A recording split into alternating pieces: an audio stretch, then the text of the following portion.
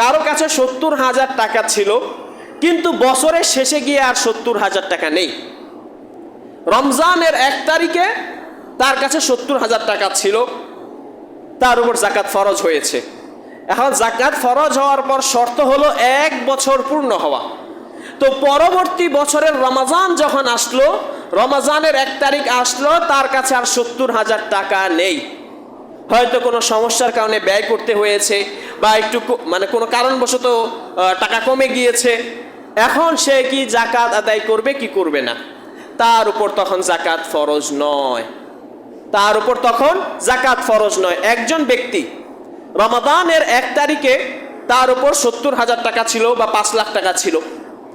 পরবর্তী বছর যখন আসলো, প্রথম রমজান আসলো, সেই প্রথম রমজানের আগে তার কাছে ৫ লাখ টাকা নেই, হয়তো ২ লাখ টাকা হয়ে গিয়েছে। তার ব্যবসায়ী টাকা ছিল, ব্যবসায়ী টাকা একটু লস খেয়েছে, ব্যবসার টাকা কমে গিয়েছে।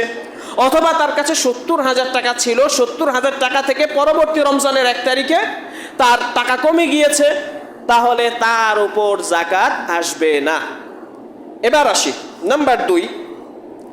কারো কাছে জাকাত পরিমাণ টাকা হলো রমজান